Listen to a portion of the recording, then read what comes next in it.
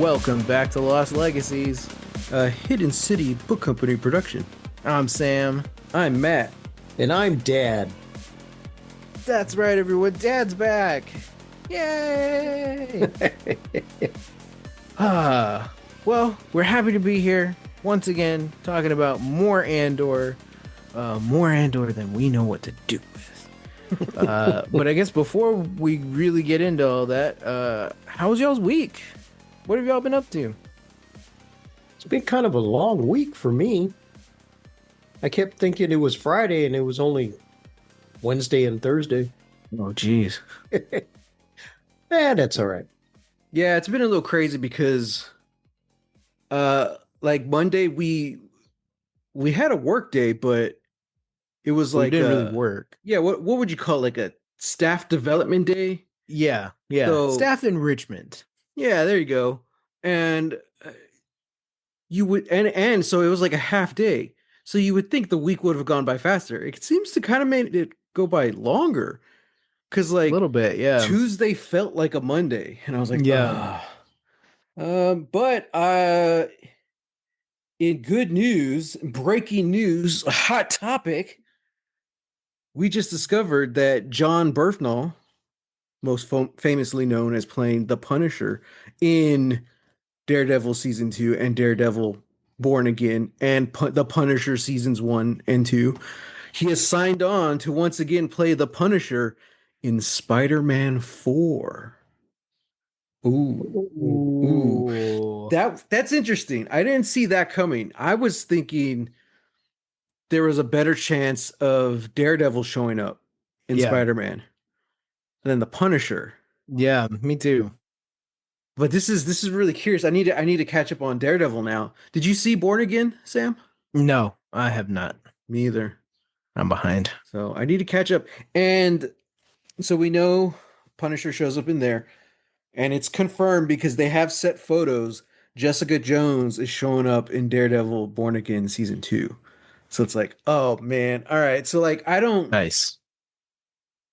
are we just assuming the Netflix shows are canon at this point? I believe so. Okay. Yeah, I don't like. Yeah, Which I'm Yeah. fine with. I'm fine. I don't Totally. have much complaints about those shows except that they're very slow. But actual like canon wise, I can dig Mhm. it. Yeah. I'm on board. I just bring me some Luke Cage. We can forget about Iron Fist, but give me some Luke Cage. You know, Luke Cage and Jessica Jones, man. That's what I'm saying. And yeah, because I was slightly disappointed that they didn't randomly show up in Endgame, popping out of a portal. Me too, but I knew it wasn't gonna happen. Same way I knew Agents of Shield weren't gonna show up. I'm like, Yeah, I know. There's a divide between the films and the TV continuity, and it's just at least pre-Disney, Yeah. pre Disney Plus. So yeah. Oh well. But yeah, I'm excited because this announcement plus the Daredevil show is kind of really bringing like both what was seemingly two different worlds is bringing them together to one, Mhm. and I like that cast. I like the Defenders, even with Iron Fist. Uh, yeah, so I think that would be cool, and I think that's a perfect fit for Spidey because he's the New York superhero. Yeah. Yeah, that's my thoughts on that. What else is new? Any other movie news or I don't think so. they cast Apparently, Clayface? yeah, I don't know him. Yeah, he was in one episode of Doctor Who, and I really enjoyed the character. Mm, But other than that, I really don't know much about this guy. Really young guy, so yeah, British guy. hmm Hmm. Can we say something about the Superman trailers? yeah, go for it. Sure. I want to see this movie. Hmm Just from what I've seen, three of the trailers. hmm I want to see it. Yeah, I like the way they're teasing the characters, Superman in particular. Yeah, I'll go pay for it. yeah, same here. I'm interested in of course, I'm nervous about what they're going to do. You know, I like James Gunn. Uh, you know, I, there is a part of me that's kind of afraid they certain points will be too comedic, but by the trailers, it looks fine. You know, what excites me though is how the films are kind of building on each other. You know, kind of the same way the Spider-Mans did. You know, when we did MCU Spider-Man, it's like, okay, we already know who this character is. Mhm. And so when he shows up in Captain America Civil War, like the film knows that the audience already knows who he is, you know? So Yeah. like sure they do the intro and stuff, but it's just like it's less focused on Spidey's origin and just more like, hey, this is our version of Spidey. Let's just get into it. And I'm kind of getting that vibe with this, especially because Superman isn't the only superhero. In Hmm. fact, there's already an established superheroes in this world. So it's kind of giving me the whole that kind of vibes where it's like, okay, we're probably not going to focus too much on the origin. In all the trailers, I haven't seen any footage of Krypton. Yeah. So I don't know if there's going to be a flashback or if it's just going to be said in passing or what. Uh, but I'm kind of excited for that. Like we're kind of just skipping all of it and just be like, nope, Superman's thrown into a world with other superheroes, and now it's time for him to like start to shine. You Yeah. know, Yeah. the Justice Gang, I believe they're called. So still leaves it open for Soups to create the Justice League. I'm like, all Yeah. right, all right. Yeah. So Uh, I just have I just have quick question. Where are y'all seeing these trailers? YouTube. you do pretty much. Oh, okay. Mm. Yeah. Yeah. That's what I You- thought too. Yeah. Yeah. I know Because we I'm talked about certainly it. not seeing them in the movie theaters. I think Right. I'm the only one of the three of us that's actively going to the movies right now. Yeah. And yeah, I haven't seen any of the Superman trailers in theaters, which is Hmm. crazy. That's your problem, dude. You're not on YouTube enough. Wait, That's the way of the no, future. no, I'm on YouTube enough, you know. Yeah. But yeah, you know, it's crazy because yeah, I've seen the Fantastic Four trailer a bunch of times now. Mm-hmm. You know, even on the Letterboxd app, you know, for Mm-hmm. months I've been bombarded with I was bombarded with little pop-up ads for Gladiator 2 for months. Mm-hmm. Months before the movie came out. And then Mission Impossible and then, you know, all these other movies. The the Superman ad that I'm getting on Letterboxd is an ad for a car Mm-hmm. that I'm assuming is in the movie Yeah, for I've seen like that a one. scene. But yeah, you know, it's a car Hmm. commercial, but the characters are in Metropolis and they're showing footage of Superman saving that little girl and then fighting that monster and then that's it. And I'm like, Yeah. what what is this? Like that's nothing.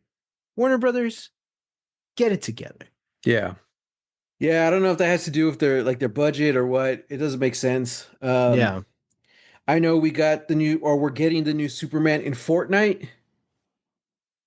I'm Oh, like that's right. that might be the biggest piece of advertising they got. Fantastic Four ain't in Fortnite, so I don't know. Maybe Warner's Yet. got the kids vote, you know. So Yeah. and by kids I mean, you know, ages like young to middle age To middle because age? everyone Yeah. plays Fortnite. Yeah. So yeah, that sucks, you know, for Superman. And also the fact that they're still in like legal battle with one of the kids or the grandkids of one of the creators. Like, Yeah, I think it's the Schuster family. yeah, they're still fighting over rights or royalties or whatever. I Yeah. don't know if the film's even going to be released in a lot of the major countries because of that. Mm, I think they yeah. said Australia's not getting it. Oh wow. Yeah, or if they're not, it might be postponed a bit. So that really hurts the bottom line. Yeah. Um, so I was not going to talk about this at all in this episode, but now I'm kind of curious because we're going on this Superman and DC route. What are our thoughts on them creating this new DC universe while also doing like Elseworlds stuff. I think it's fine. You Okay. know, I think they've changed the continuity so much, Hmm. and for me it's a little hard to keep up with, because I feel like we got in I got in at an interesting point in like the early 2000s.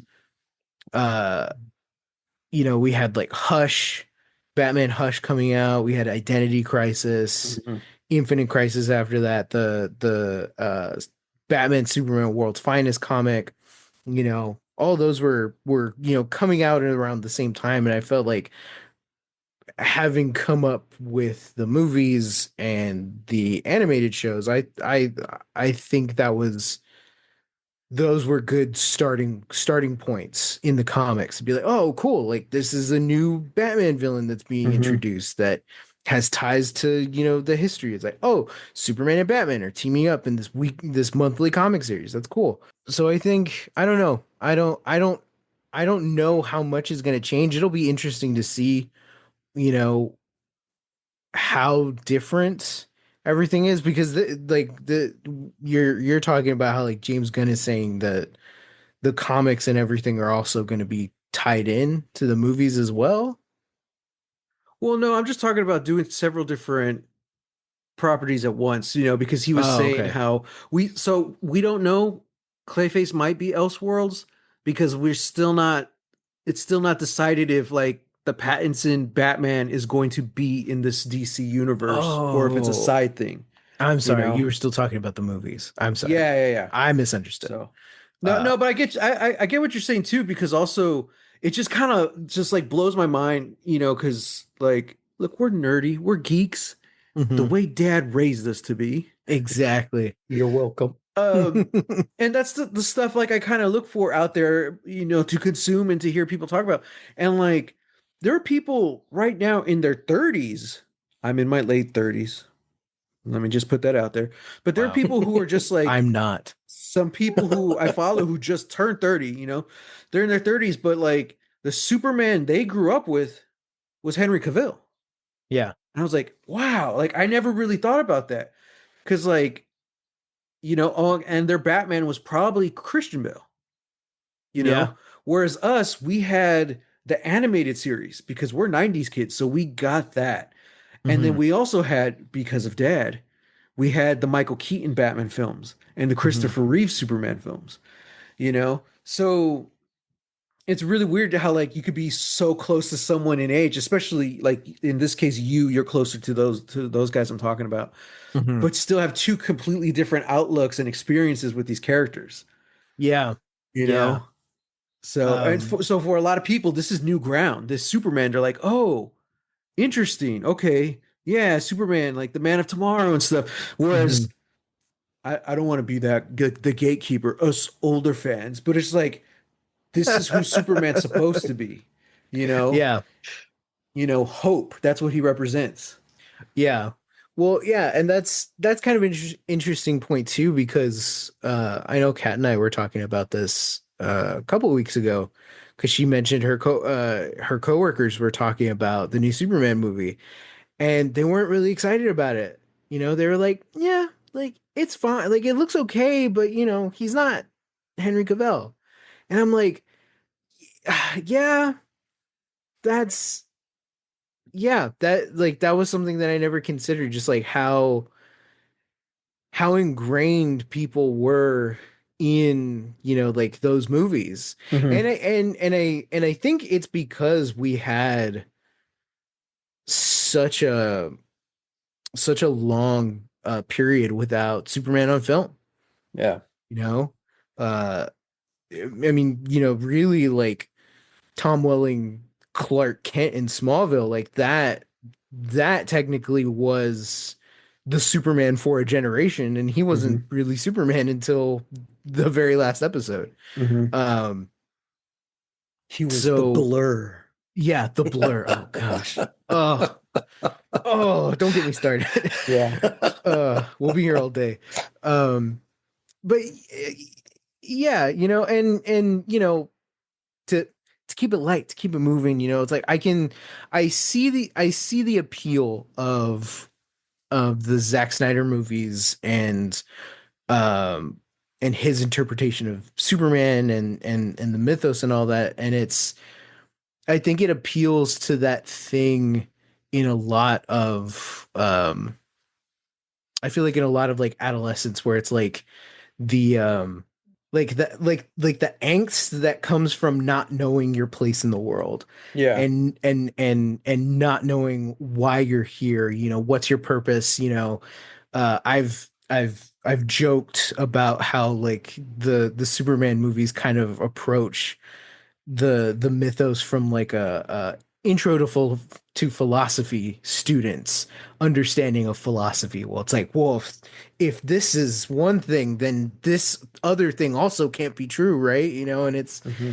like it's so much it's so much more complicated that, but it's also so much more simple where it's like Superman is just he's the hope. He is the first and the last line of defense in the battle in the battle against evil. He's the character that, despite everything, tries his best not to break. And that's not to Hmm. say that he's always a paragon of hope and happiness and all that stuff. It's like, no, he falters, he fails, he dies too much. We keep doing Mhm. Death of Superman too much. We got to stop doing that.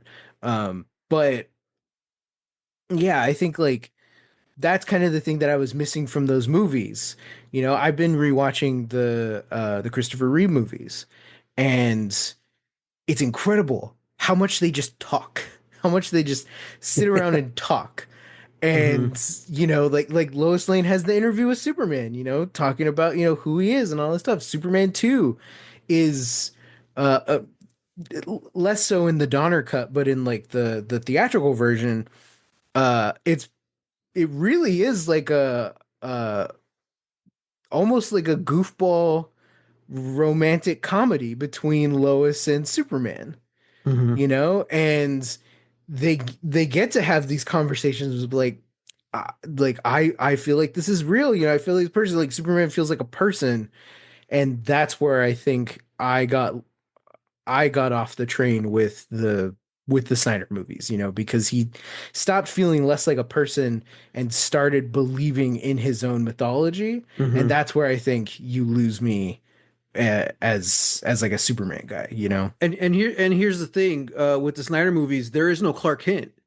It's Yeah, just Superman pretending to be this guy, yeah. you know? And I don't really like that. I'm gonna say something controversial, Uh-oh. and I know it's gonna piss off all the snowflakes out there. Uh-oh. Snyderverse Superman is for the boys. Christopher Reeves, maybe James Gunn, I haven't seen it yet, but Christopher Reeves Superman, Mhm. that's for men. And as we're seeing now, I'm not Okay, gonna get okay. political. We'll talk about Andor later. But as we see our world and our society and everything that's going on right now, it's the people who are standing up for hope and fighting for each other who are Hmm. the outliers, Hmm. you know? And to quote Doctor Who on The Hill I Will Die On in the Vincent van Gogh episode, he says, anyone can create art out of pain, but to Hmm. turn that pain into something beautiful and ecstasy, that takes another kind of strength, Hmm. and that's exactly what it is. I think, here we go again, post 9/11, we as a people really changed, and we really put a lot of our anger and our fears into our heroes. So we got darker Batman, darker James Bond, darker Harry Potter, all of that. Hmm. And that was a real catalyst for the Snyderverse. um, and of course there's comics like that as well that they used as their foundation, you Yeah. know but yeah, to still, to be the hero and to live up to the origin and all the decades of stories of Superman, uh that's what he is at the end of the day. He's Hmm. hope. And unfortunately, That's really hard to write characters like that, and it's really hard to write a character like Superman who's literally stronger than anyone and more invincible than anyone. It really forces you to write the human side, Mhm. and I feel like that's more difficult to write than just a slappy punchy comic book film. So Yeah. it's like you really got to be a good writer to make Superman good. Yeah. You can't Yeah. hide it behind all the action and the special effects. So it's going to be fascinating because I feel like that's a lot of the way those early MCU movies were. They were very bright and a little hokey, but very comic booky, you Mhm. know? And now it's like everyone's turned on Marvel and Disney and they're like, oh, blah, blah, blah, blah. It's gone downhill after Endgame. It's like, okay, I feel like this new Superman film has more in common with the early MCU stuff than anything right now. So let's see how open these fans are to something a little more bright and comic booky. Yeah. So balls in your court, nerds. I'm sorry, that's a sports reference. Wow. Um, the dies in your palm this time, folks. Wow. Yeah. Wow. That hurt. I'm That rolling hurt. a die on James Gunn, and I like him, so I'll give him advantage. There you go. The nerds got that. All right, there you go. Yeah, Yeah. yeah, yeah. For sure. But yeah. Other than that, let's talk about something else nerdy. Yeah, let's talk about something else nerdy, something Star more Wars. more political. Yeah. Oh Uh yeah. yeah. Hey everybody, we're talking about Andor season 1 episode 9, Nobody's Listening, in which under intense scrutiny while in prison, Cassian makes a plan. I will throw a disclaimer out. Okay. We're recording this episode later than usual, Yeah. just because of scheduling purposes and things and some mic issues I'm having. Uh, so it's been almost a week since Dad and I have watched this. Wow. Which So means I probably forgot everything. you might have to Ooh. remind us on some stuff. Man, okay. Except the last part.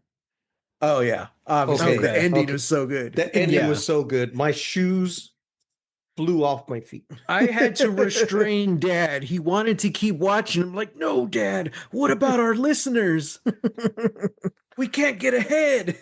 Man, They're counting man. on us. I was willing to binge till 4 a.m. Wow. Wow. It's that And you ending. probably would have, yeah. I would have if left alone. That's Mhm. crazy. Mhm. That's great. I Yes. love this. I love this era of dad. Retired dad. This is Retired dad. Oh man. Oh gosh. Okay, well let me throw a disclaimer on top of your disclaimer. I'm tired. I haven't really slept in a day. It's gosh. yeah, it's not been a good day for me. But both of y'all are lucky because I have decided that going forward, I'm gonna be watching these episodes twice. Jeez. Okay. Oh Mostly man. because mostly because it's been a while since I've seen season 1, right? So I'm like, oh yeah, like I'm in it, but I'm too in it. I'm too engrossed in the story that I'm like, I feel like I missed something. I feel like I'm not like picking up on things. So yeah, so I ended up watching this episode twice, also because I feel like I forgot that we were recording with Dad at some point, and yeah, I don't like, yeah, it was just weird. And then I keep trying to like parse through some of like interviews and stuff because the way they've done the interviews is not the way they have like blocked out the episodes as they release. They did the episodes in threes, but the interviews they did in like batches of 4. So it's really hard for me to be like, okay, let me watch 10 minutes of this like 40-minute interview, Mhm. you know. The soundtrack's so, like that as well, I thought, which is This- really odd. yeah, that is also really odd. I don't have a clear answer for that. But so y'all are lucky that even though I'm tired, I remember most of this episode. So, where do we Good. want to start? What did y'all think overall? Thought it was great. I told I don't remember if I mentioned this to you on the pod or not, but we did talk about it, and I talked to Dad about it before. Um, Almost right as soon as Andor gets to prison, I kind of knew this wasn't going to wrap up in 3 episodes, like the Right. first two arcs did. Yeah, you mentioned Um, that last week. because like even if I knew that if it did, it was gonna feel rushed. Like, oh well, that was easy. Hmm. I just yeah, I don't know. I got that feeling. So and I'm glad they did it because it really kind of builds the characters a little bit more. Hmm. Um, or not so much the characters. I guess the only character really featured in the prison would be Andy Serkis's character. So we don't even get to know him. We just get little bits of info about him. We get a little more time with him, and it's Right. just enough. And it's done in a way where it's intriguing, and I can't wait to find out what happens next. You Yeah. know, to quote Gandalf, "The board has been set, and the pieces are moving." Oh yeah. I like Oh yeah. everything. I like where all the different characters are going. I like it's reveal Vale, right? That's her name. Hmm. Vale is cousins to Mon Mothma. Yes. Yes. I Yes. thought that was a cool twist. Both me and Dad were like, "Oh man, that was so cool." That was like a Downton Abbey moment, you know, because it's just like she just walks into the room and she's there. We're like, "Oh, it's her." The scene is just them standing there and talking in hushed, proper voices and tones. But you Hmm. know, like it was a really cool reveal. I'm like, okay, that was cool. And they kind of teased it the episode before, where what was the other girl, her partner? What's her name? Cinta. Cinta, who's still in Ferrex. She kind of mentions it a little bit because she says, you know, not all of us are from are runaway rich girls running away from their family, you know, and Vel's Hmm. like kind of hurt by that. I'm like, okay, cool. But I never thought like, oh yeah, the rich family, it's Mon's family, you Yeah. know. Yeah. Um so yeah. I'm I know you've watched it before, Hmm. but like Sam, Dad, like, what are your thoughts on Mon's kid? Is she just like a weird, awkward teen who wants to get out of the party? Or is there Nah. something more? Is she planning something? Planning What to, happened to what are you all this? talking about? Because How did like, well, like when she meets the guy, Mon's friend, Tay. Tay, um, you see, it's so hard to remember all these names. They're just sounds. Well, technically all our names are just sounds, but no, like she meets him and she's just kind of awkward about it, and like she's like really like uncomfortable, and she's I don't know, Hmm. like it could just be her and the director's way of like, hey, this is what like a teenager who really doesn't want to be there is portrayed, Yeah. or it could be more. In the first episode we see her in, she keeps telling her mom, "You're just part of the problem," and I'm like, okay, this girl thinks she just like all of us when we were that age, we think we know it all. You know, Hmm. Hmm. okay, so she thinks her mom is just part of the system. You know, part of like the corruption or whatever, even though it's pretty known that Mon is like what was she saying? Um Not against the empire, but like she keeps them in check. And as Yeah. long as she stays that annoying person trying to keep them in check, they'll be kind of blinded to what she's actually doing, Yeah. you Yeah. know? So I think even her kid is just so oblivious to what her mom's doing. Like she just sees like that's not really you're not Hmm. helping, mom. You're not doing enough, you know? Right. Right. So My read on it is,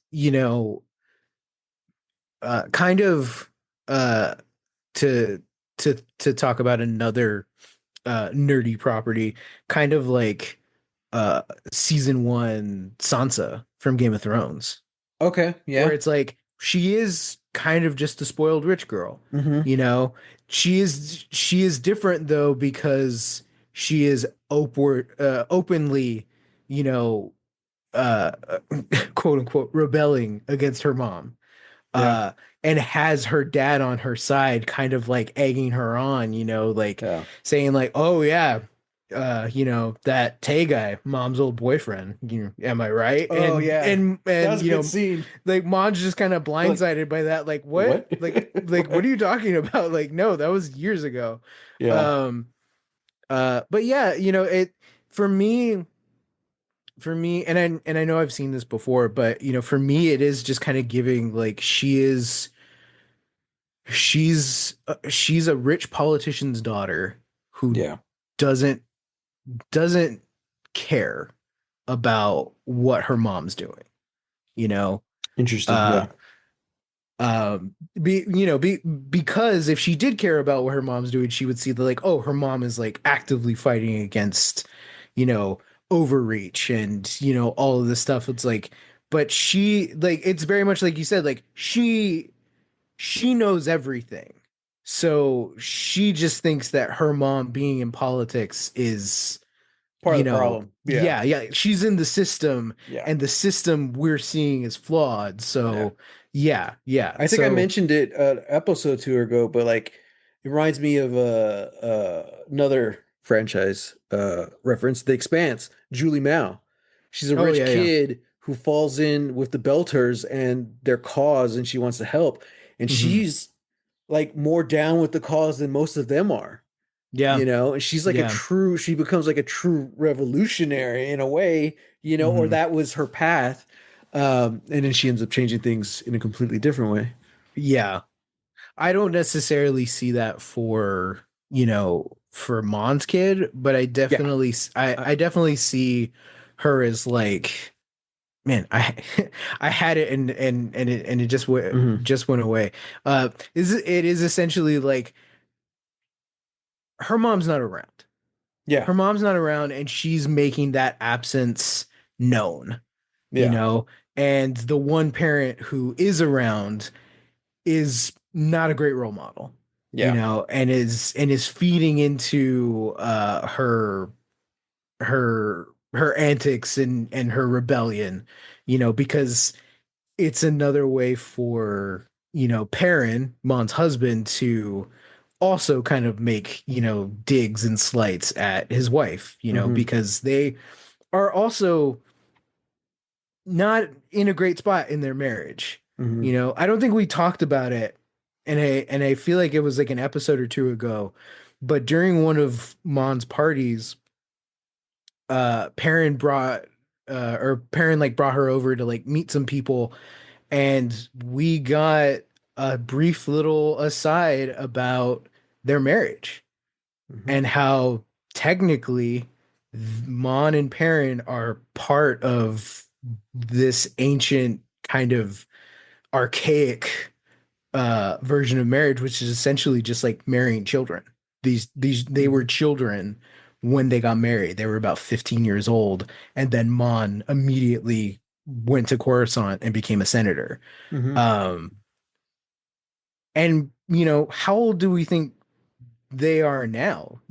Late 30s, early 40s, Right. I'd maybe. probably say Yeah. 40s. Yeah. Yeah, so it's like they have been married to each other for a very long time, Hmm. and now we're seeing them as like their relationship is strained, Yeah. and we don't know where exactly that happened. Yeah. But just the way both Perrin and Mon talk about it, they don't really have uh starry eyes about how they were married. And I Hmm. think, and I can't help but feel like that might also be playing into why Perrin is treating Mon the way he is, and then why he's also feeding into their kids. Yeah. Yeah. I'm just fascinated by that whole were they called Gormans? No. They're Chandrillan. Chandrillan. What are Gormans Yeah. then? Gormans are people that are being oppressed by the Empire right now. I don't think we've met them, but Mon has talked about them a lot in Oh, okay. in these episodes. Like they are. So which is the one that they were talking about, like when they're looking at like the artifacts and stuff? Was that their people they're talking about? They're talking about the warrior race? Yes, yeah, yeah. When Luthen gets that Hmm. like bone kind of like glaive Yeah, thing. yeah. Yeah, that's an old Chandrillan weapon. Yeah. Okay. So that's interesting. So they marry super young and they have, I don't know if it's still like that, but they have a history of being like this warrior type people. Yeah. Um, I kind of want to know more. Like give me more culture. Give me more of the culture. You know, we've been talking about that a lot lately. I just want to know more. So, Dad, being the only person here who has raised teenagers, Oh yeah. do you think now you've never had daughters? Nope. You have had sisters and a lot of nieces. Do you think she's just being an awkward teen, or is there something else there?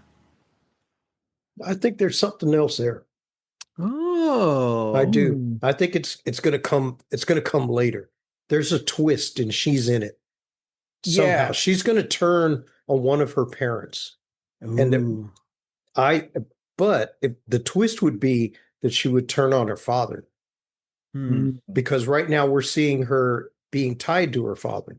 Yeah. Yeah. They have their little connection and all this stuff, and they're combining forces against the mom. Mhm. Yeah. I think later the twist is going to be that the girl is going to turn on her dad, because I think the dad is going to either set up his wife for something bad, or he's going to maybe he's going to really discover what she's doing Mm. and then rat her out. Hmm. That's the way I see his character. Yeah. And so I think that's where the daughter's going to come in, because they've spent too much time with her. If she's just a character that's just going to pass by, why do we keep seeing her? I Yeah. think we're going to see her more in the episode to come. Agreed. I think it's her awkwardness at those parties and obviously not wanting to be around those people. I kind of feel like there's more to that. To me, it's like, okay, if you're that young teenager with those big grand ideas, especially rebellious ideas, or at least the understanding of like these people are why so much is wrong, with our world. Mhm. You're essentially at these parties with the enemy, you know. Right. Right. So I think there's going to be something.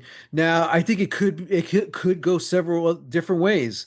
Um, it could go like again the Downton Abbey route, where someone tries to poison the Duke or the Lord, whoever goes to the dinner. They try to poison the food. That's pretty easy to do in a TV dinner party.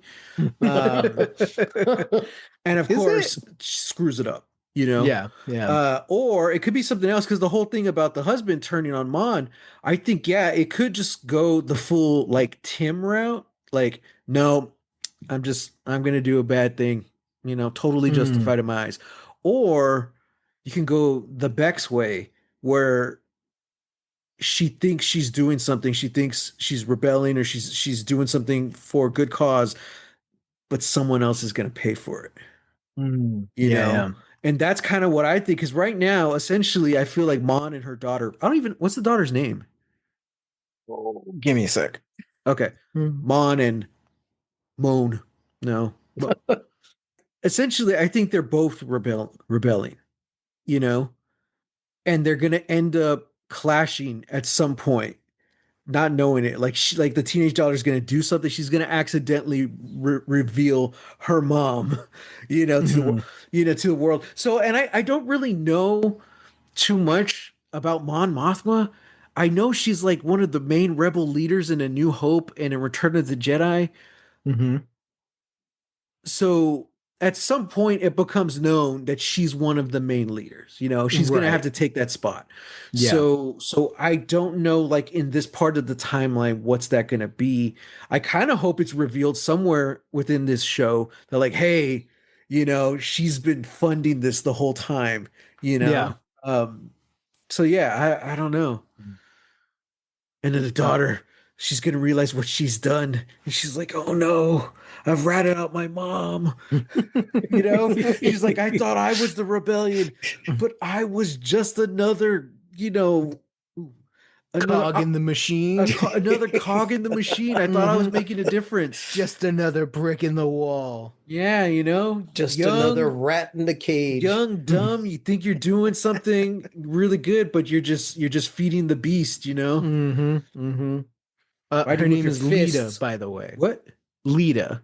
Lita. Okay, fighting with your Lita. fists and not your minds. Mm-hmm. So, Mm-hmm. or at least not with your fist and minds. Like, yeah, I don't know. Yeah, yeah. So what else happened in the last episode? Well, Oh, you mentioned Bix. Let's talk about Bix. let's talk about that torture. Oh my God. Ooh, man. Gosh, That I whole couldn't scene. sleep. I couldn't sleep. I was just sinking into my seat. I'm like, this is so disturbing. Mm-hmm. Yes. I even Mhm. turned to Yes. Dad. I'm like, what the hell are they talking about? Mm-hmm. Oh, They mentioned screams yeah. and Mm-hmm. children. Screaming of the I'm like, children. what? Mm-hmm.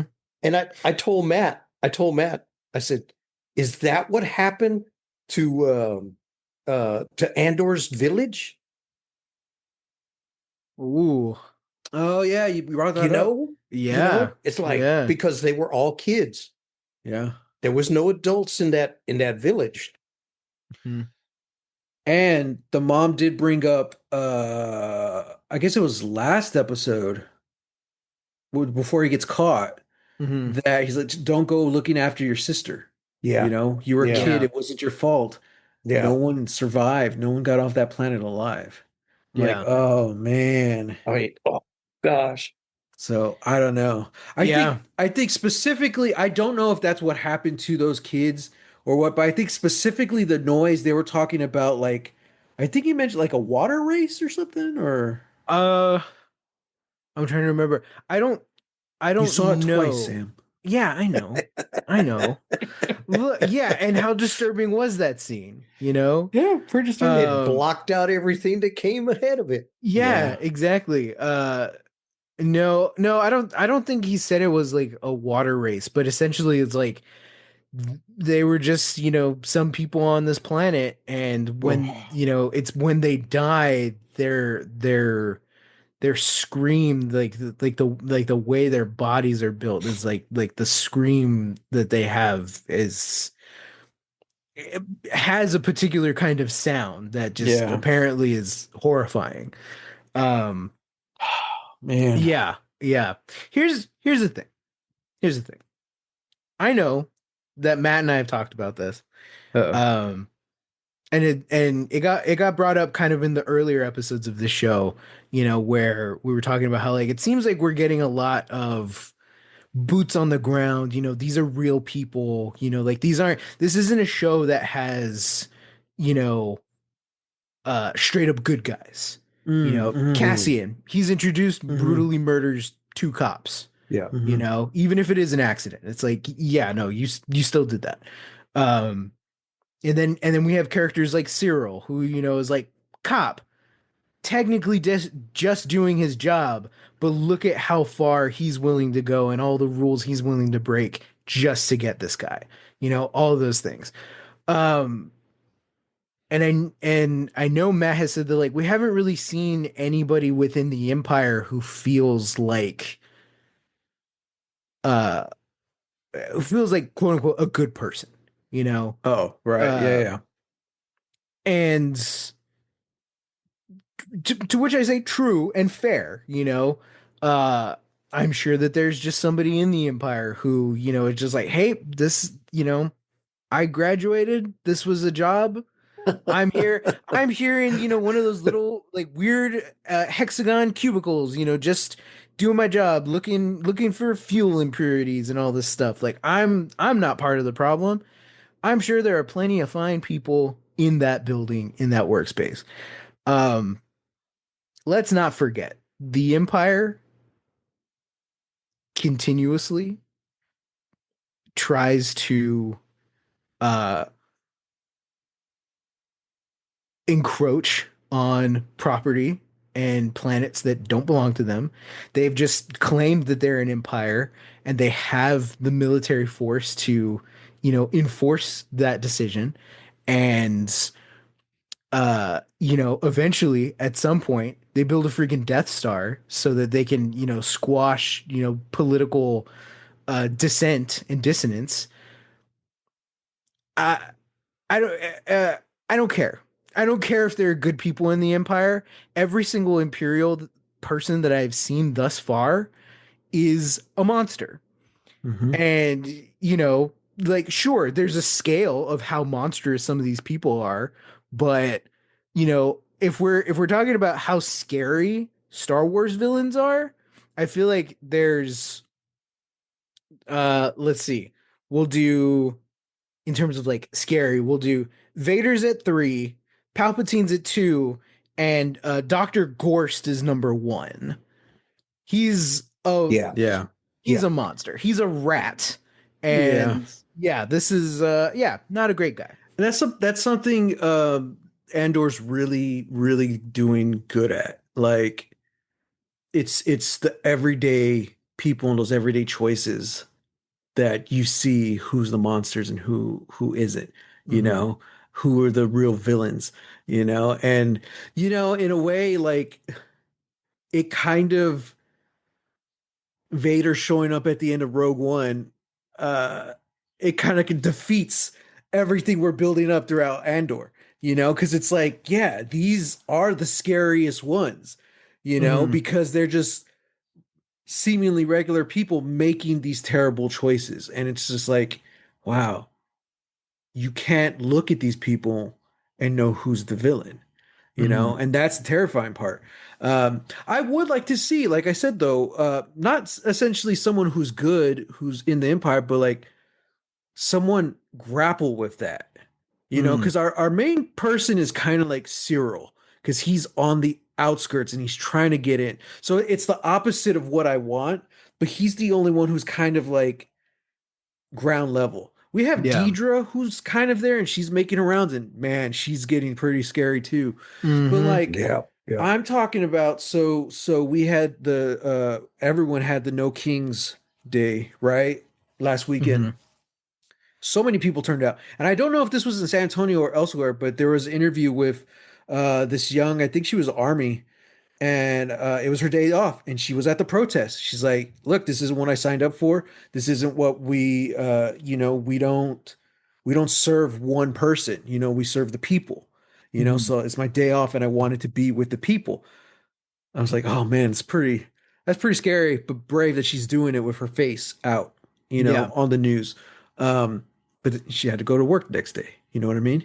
Yeah. And it's like, that's the reality of the situation. Because as scary and terrifying as these villains are, it's too cartoonish just to think all the Empire are these scary, horrible villains, you know? Yeah. Because the truth is, it's the everyday people who are choosing to do these choices, whether because they're cool with it or because they're afraid of what happens if they don't go along with it, Mhm. or if they just choose to look the other way. That's where the terror is coming from. And Yeah. unfortunately, we don't have a character to represent that at this point. We kind of had that lieutenant, but it was more Mhm. of a revenge kind of anger thing because he lost the woman he loved because she was not Empire, Yeah. you know? And I was Um, and I was gonna say too, if he had lived, I really would have liked to have seen like, like like because I feel like he could have been a character to do exactly that. Like, yeah. hey, you're you are in the Empire. And I did like the scenes that we got where he was talking with like the radar technician and also like his superiors, Mhm. because you can see how uncomfortable he is. Yeah. And you can see that like that kind of like thinking in his head is like, man, like this was me. This is what Yeah. I've spouted. I've said this exact same thing, or like I've thought this same thing because that was me at some point. So I got a question. Yeah. Um, Timeline wise, Hmm. there's no more clones in the Empire, right? They're already all gone. Correct. Okay. So because it's later revealed that Finn, essentially stormtroopers are like they're abducted and indoctrinated, right? Yes. So is that already happening right now? Well, that's Because that's like 30 years after Return of the Jedi. yeah. That's the first order. I don't Okay, know yeah. about stormtroopers in this era. Hmm. Um, I feel like they're just dudes. I feel Okay. like they're just guys. Nerds, get at us in the comments. Let us know. I want to Yeah, know when that stuff starts. Like, what's that timeline? yeah. So I did like I'm trying to remember in the it wasn't this episode, it was one of the ones before, I think, where Andor has the little flashbacks. Like, was it the clones? Or It were they still yeah, it was the clones. who like hung the dad, right? They were like Yeah, marching through the streets. I was gonna say, I'm like, those are clone outfits. yeah. But I think they were just black and white clones, right? Kind of Yes. like stormtroopers. I was like, oh dude. I'm like, Yeah. that's Yeah. wild. Yeah, they didn't have any of like the blues or the reds that we saw in Yeah. like Clone Wars or the prequels. Yeah. Yeah. Yeah. So yeah, at some point the clone army gets phased out and is Yeah. replaced entirely wholesale. What before we continue, what other like story could we Andorize? You know, like because I think like people were joking around like, oh, they should just give Tony Gilroy the reins to the Star Wars universe. You know, and they're saying like, oh, Dave Filoni is making all these moves because I don't know if it's confirmed, but him and someone else are set up to like take over for Kathleen Kennedy. It's going to be two Mm, people. yeah, yeah. So yeah, so they're saying, oh no, Dave Filoni, he's going to be in charge. He doesn't want that, and blah blah blah. Hmm. So I don't know. We could think about this for another time because we're really into the episode right now. But I was just thinking, like, what other kind of story could you take and do like an Andor kind of flip? You know, like, oh, Mm. it's a world that's this, and we've been presented with this, but this is the reality of the situation. Oh, I see, You I know, see. Yeah, yeah. Rohan or something. You know, like it's Yeah. a much more dark and gritty. Like, oh, okay, we're living under. It's not really Theoden. It's the creepy guy. I forgot his name. He's actually calling the shots. Wormtongue? Wormtongue. You How could I forgot forget a name Oh like Wormtongue? gosh. Wormtongue? Come on. You know, like Yeah. I don't know. Like maybe it's the story of Eilmir or something. You know, because we know how he basically gets like kicked out. You know, at Yeah, the beginning. banished. Yeah, yeah. Yeah, from Wormtongue. Um, so yeah, I don't know. That would just be interesting because I saw like it was a Star Trek Next Generation uh trailer. It's a fan edit, but it's done in the style of Andor. I'm like, Oh like the man. trailer was good. I'm like, this doesn't represent the show at all. But I like the was gonna trailer was say good. like that doesn't make any sense, you know. Deep Space Nine, on the other hand, that A would be hundred interesting. percent. Yeah, yeah, That's kind yeah. of like the Andorified version of Star Trek. Yeah, yeah, essentially. Okay, we answered my question. There we go. I'm Yeah, watching Deep yeah. Space Nine right now. Deep Space Nine. Yeah. So, look, when the first season of Deep Space Nine, I'm enjoying it, but the first season of Deep Space Nine, the season finale is really heavy on like religious extremism. And I'm like, oh Mm. God. I'm just sitting there like not having any fun at all. Like, oh my God. You know, I was like, geez. I like Star Trek. I love that universe though. Yeah. So okay, just real, yeah, okay, so outside of the prison, Deidre, man, she's getting scary and she's seems like she's a pretty good interrogator. I was like, oh damn. Hmm. Okay. Hmm. But when Cyril catches her outside Yes. and we start to realize, okay, this guy isn't really just like angry or even like obsessive. Like you could say obsessive, but it's just like he's just so bought in on law and order, like Hmm. okay, D&D terms, this is lawful evil. Yeah. He is the perfect example of lawful evil. He's upholding the law no matter what. And oh Hmm. my God. Like All He right. is So from the AARP group uh-huh. of this podcast, okay. Cyril is mental. He Yeah. he is, Yeah. he's a whack job. Okay. Yeah. Now, he is following the law. He'll do anything to, and now he's kind of bent on revenge, because how he got demoted and all this kind of Mhm. stuff and everything. Mhm. But he's mental.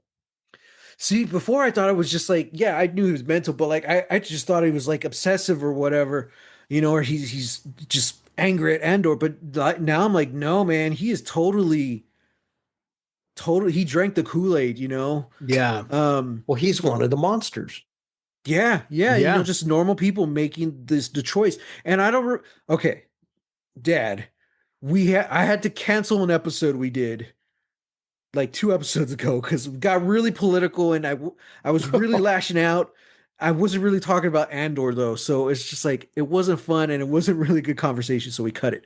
So I'm having trouble remembering what we've actually talked about on the podcast and haven't because I was gonna say, um, it's really interesting to see where Cyril comes from and to see where he's literally walking back into the lower Coruscant, into the darkness, and Yeah. it's like one that very crazy overbearing mother he has, and two just being in the Empire like his empty sterile room. He does have a few action figures, but other than that, like that's all he's known. So this is like a kid who has idolized the Empire growing up, Yeah.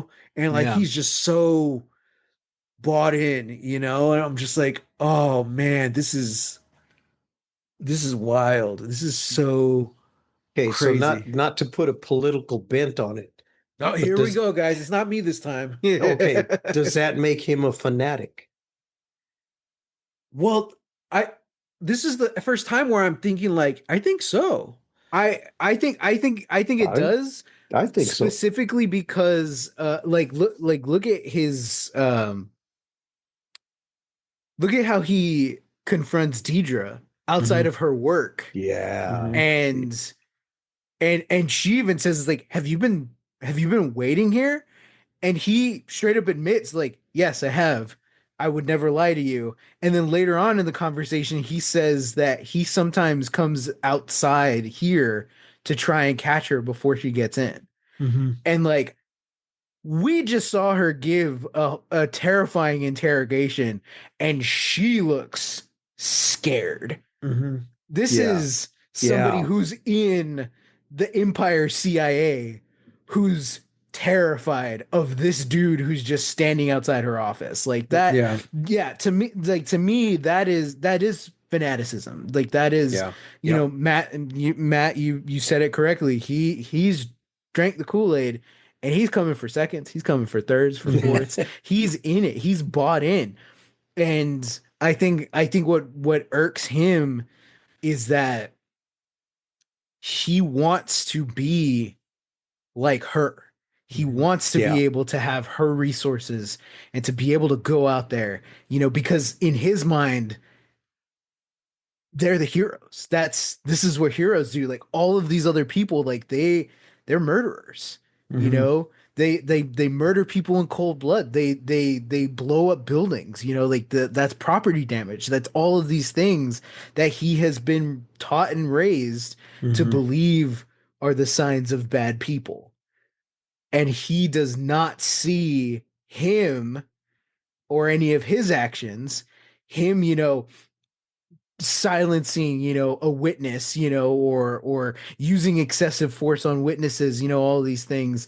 He doesn't see that as the part of the problem. That's Yeah. justification. The ends justify the means. Yeah. um yeah, like the fact that he's so hell-bent on letting Deidre know that like I'm with you, I'm here, like I can do this. That's that's Yeah. scary. But also there's a weird sort of like there's a weird moment right before the interaction ends where like Deidre's just looking at him like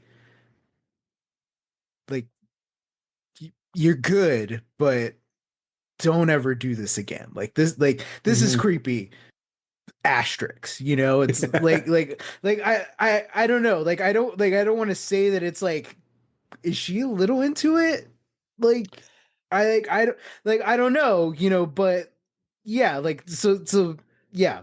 I don't know either, but I think she sees like the potential She for sees like the a tool. passion in this guy. Like Yeah. she sees him as a resource. Like this Yeah. could come in handy. Cause on the flip side, her assistant guy, he's starting to get a little big in his britches. The Oh, way he yeah, speaks yeah. up in the middle of the meeting to Yep. put in his info, and then Yeah. when she tells him to do something, he's like, "Already done." And she kind of just looks at him and then just keeps going. It's like, "Oh yeah." I don't Yeah. know if Yeah. he's actually trying to like raise the ranks past her, Mhm. but I think that's how she's gonna take it. I mean, that's for me, that feels like that's just how the empire works. The Company empire, culture. what? Company culture. Yeah, company They don't culture, have you know. employee enrichment days like we do. Exactly, exactly. You know, where we all eat pizza and say like, what are our positives about? Here's a rose Make of us what I have work for through the store. lunch, but we're Yeah, given yeah. pizza. We're giving pizza, you know. Um, It's okay because it was a short day. I'll let it slide. yeah, yeah, exactly. The Empire, like, I don't know, the Empire for me feels almost like the Mirrorverse Terran Empire, where it's like, I gotta backstab my commanding officer to become captain.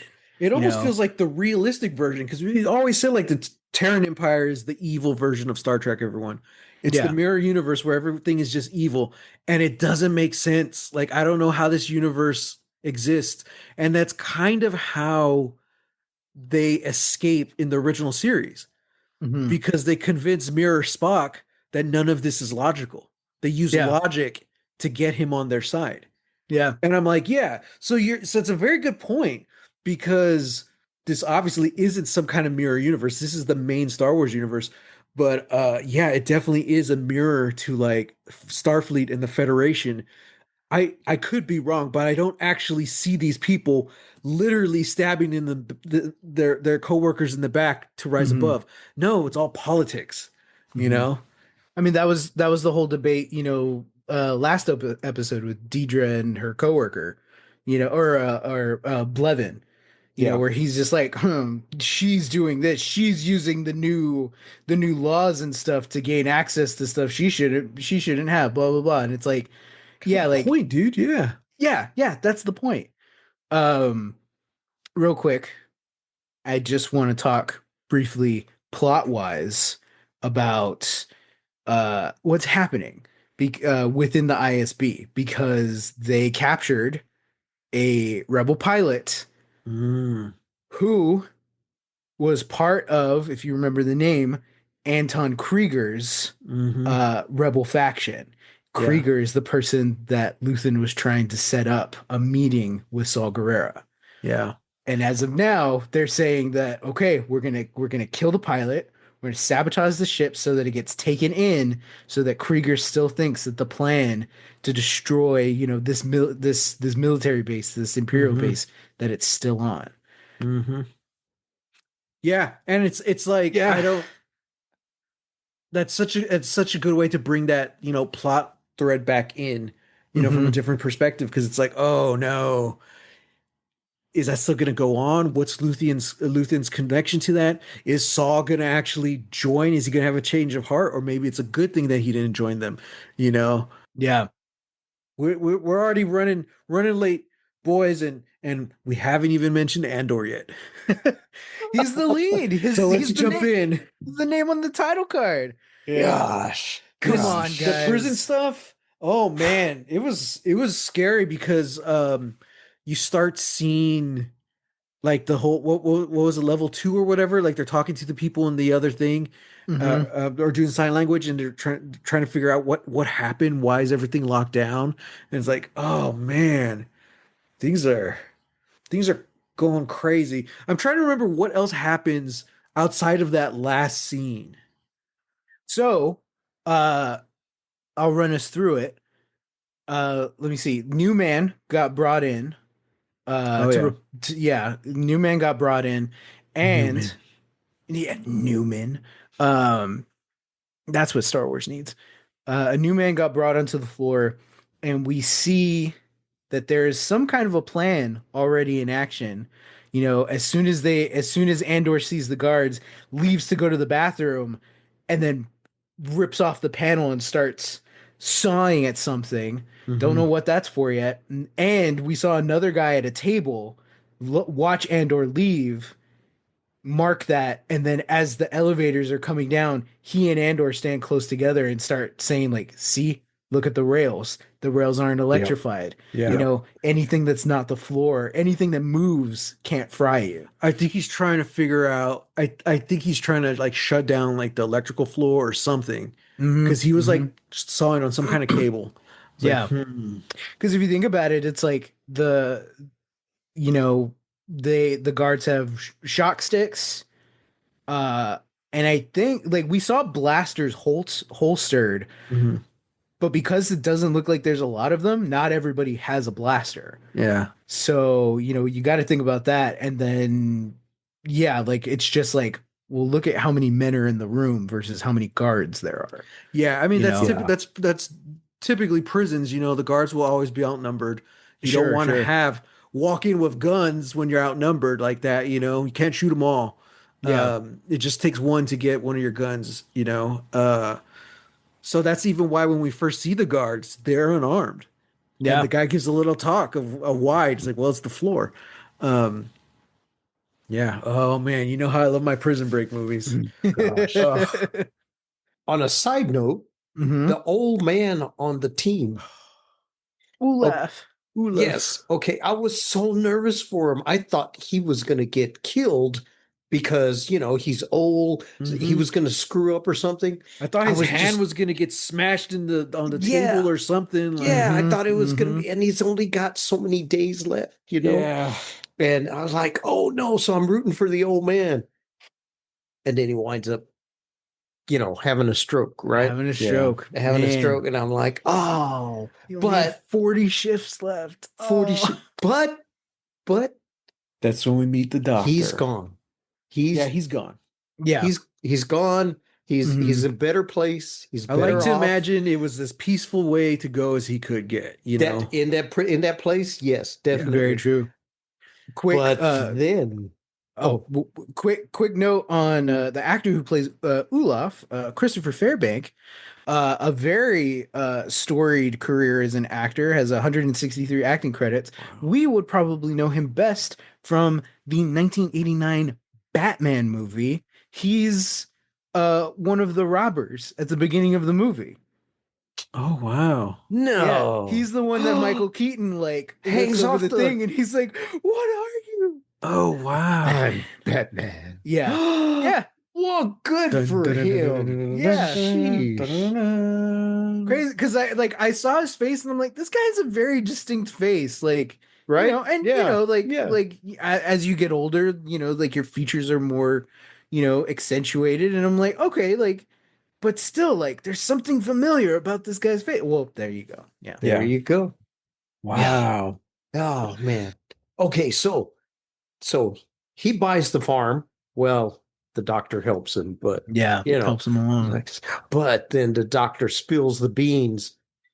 Man, They don't get out. man, They don't get they out. don't get They out. move him to another floor. Mhm. Gosh, go. So what do you think? Do they say like, hey, if you tell anyone, we're just gonna kill you all?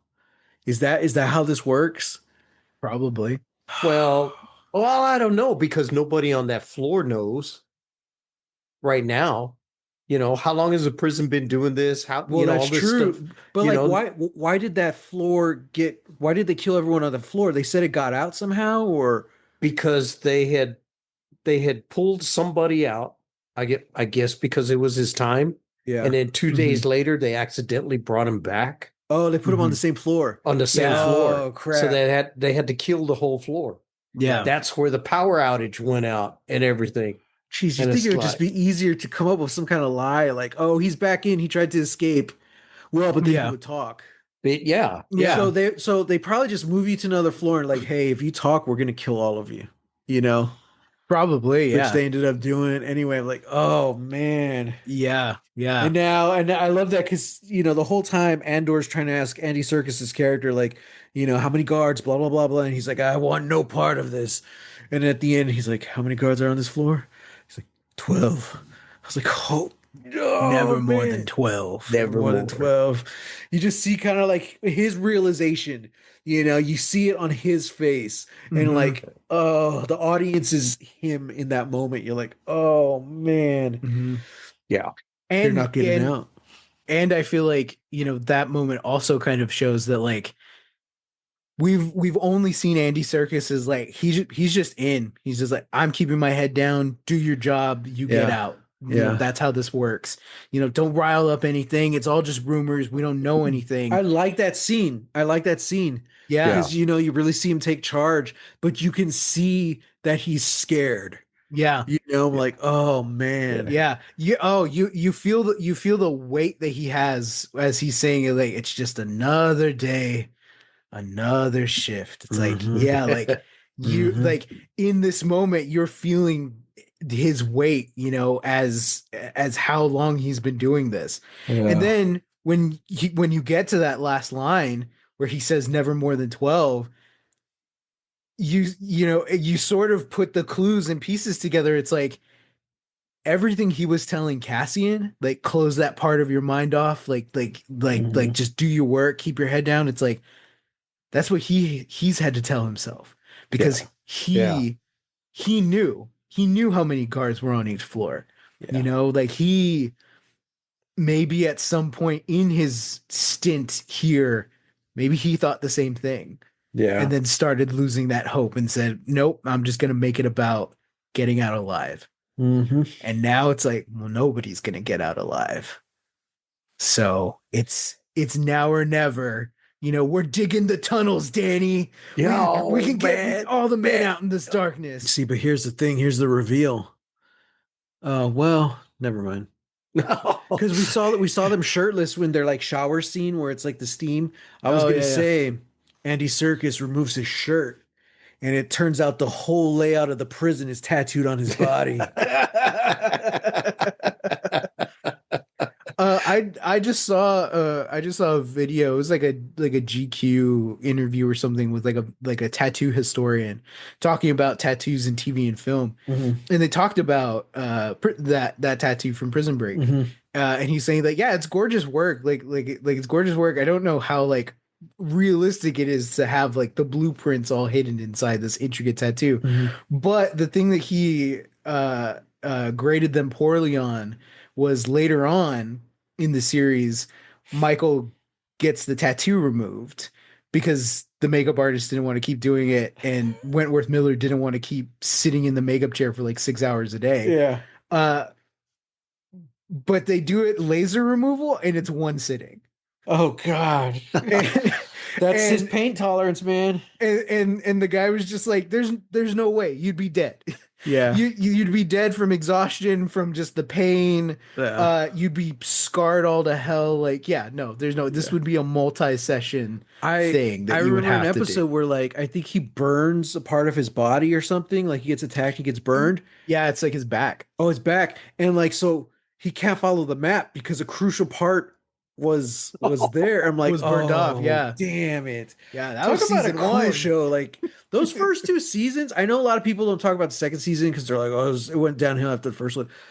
First season, the prison break was great. The second season, when they're actually on the run, They're on the run. it was even great. like the twists and turns of the second season were so wild. Yeah, Like, yeah, and then season three and all get kind of weird. yeah. I still Well, enjoyed it. yeah. I watched the full show. I didn't watch any of like because they came back like twice, I think. Oh, really? Yeah, they did like a little like one season, and then they came back like 10 years later and did another season, Oh, wow. and then they just like stopped. So I was like, so I never really know what happens, but I did watch all the way through to the series finale, the original one. Yeah, And I'm yeah. like, oh man, Season crazy. season 500, Lost Legacies. I enjoyed Prison Break at first, but yeah. Oh man. Well, it looks like there's a prison break in our future, boys. Ah, Right. I don't know. maybe. I hope you can hold your breath.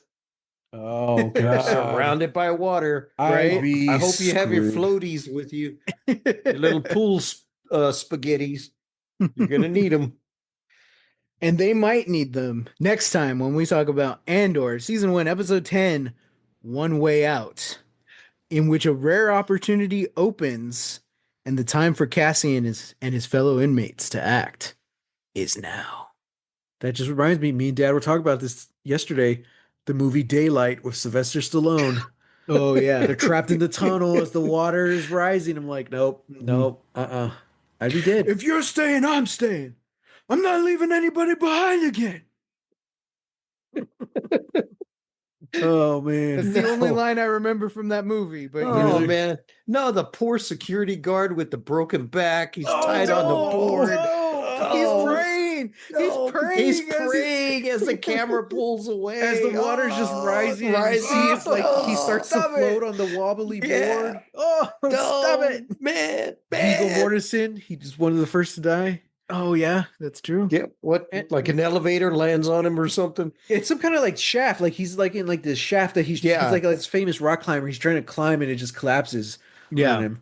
And then there's the little old couple, and the old lady doesn't make it out. That was the line I said, because her husband's holding her. She's passed and he's holding her. He's like, I'm not going to leave her. And Stallone's just like, he's mad, he's upset, and that's where he yells at him. He's like, if you're staying, then I'm staying. I'm not leaving anybody behind again. And then they got to convince him, like, it's going to be okay. Muriel. I don't know. Muriel. Marigold. Oh man, geez. Man, what a movie. Man, traumatic films. Golly. Yeah. I let you guys watch these things. Yes. I'm a Why? horrible father. Oh, My such a good God. movie. No, you're a great father. Gosh. Yeah, you want to talk about things that are for boys and things that are for men. The Sylvester Stallone disaster picture, Daylight. That's for men. Man, there you go. That's it. Make Wait, you is it cry. Daylight or Daybreak? I don't. I think it's Daylight. I think it's Daylight. Daylight. Yeah, Daylight. Yeah. Well, Gosh. Well, thanks for being on here, guys. Super Anytime. fun. Super great. Yeah. Yeah, listeners, thank you for joining us. Thank you for listening in. Thank you for sticking around for this slightly longer episode. We appreciate it. We love and support you. Give us your thoughts and predictions. Again, if anybody knows that like little timeline tidbit that Matt was talking about with the stormtroopers, let us know. Let us know in the comments. Hashtag Lost Legacies. We will find it. We are on every platform except for Twitter. You can find me on Instagram, Threads, and BluSky at Real. That's REEL Texas Weirdo. and I'm on Instagram and Threads at Holy Hand Grenade of Antioch and BluSky at Matthew Jimenez. And I'm retired. So if you want to get hold of me, just contact one of the boys. All right, gentlemen. Well, until next time, Get lost. get lost.